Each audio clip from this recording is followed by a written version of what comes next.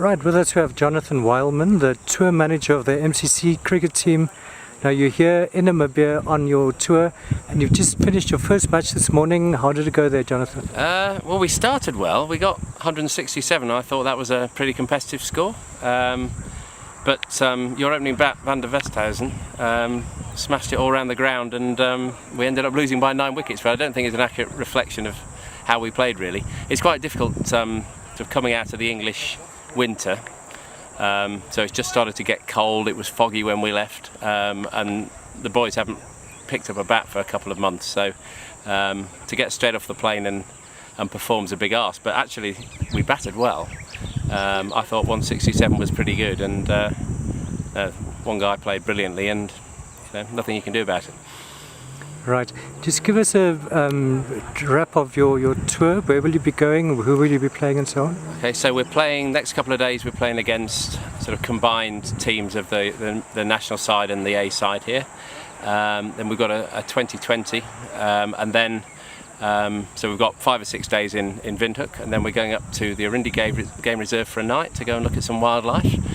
And then we're heading out to the coast, staying in Swakopmund for 5 or 6 days, playing 3 games out there in Walvis Bay, and then we head back home.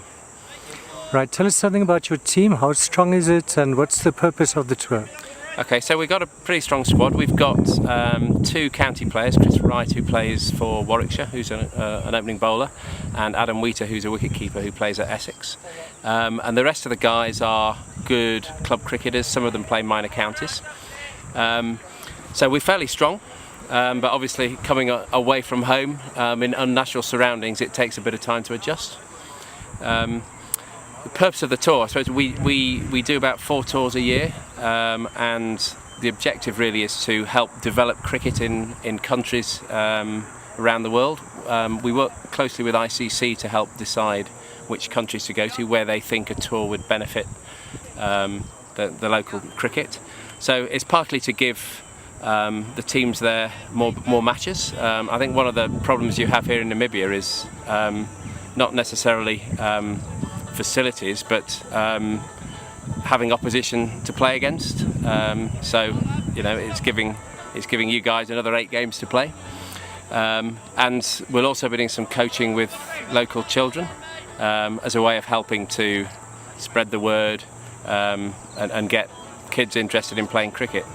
One of the key principles of MCC, as you can see on the T-shirt, the spirit of cricket. So part of what we're trying to do is demonstrate how to play the game, respect for officials, respect for your opponents, and spread that message. Because I think in society as a whole, we see in lots of different sports, particularly football, how there's very little respect for opponents or the officials, and cricket is one of those games where that has a real tradition, and that's part of what we try to spread. Great, and tell us, I understand there's quite a long waiting list to get into the MCC team. Tell us a bit about that and the attraction of the team. Yeah, so to get into MCC, the club itself, if you just join as a member of the club, you're not a cricketer, you can wait more than 20 years to get in. So if you're a good cricketer, you have the opportunity to jump the waiting list, if you like, by playing qualifying games over a couple of years. You have to have 3 people to sponsor you and someone to endorse your application, and then you play a number of games. If you play well enough, you get elected as a playing member, and then you're in. You get the same privileges as someone who's been on the waiting list for 20 years. You get to play for the club, you get to apply for tours, and you get to watch any game at Lord's. So you can turn up to the test match with your membership pass and go and sit in pavilion to watch England whenever they're playing there.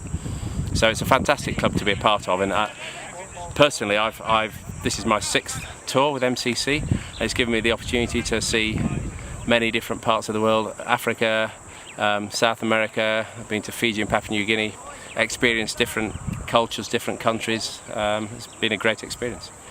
Great, well done.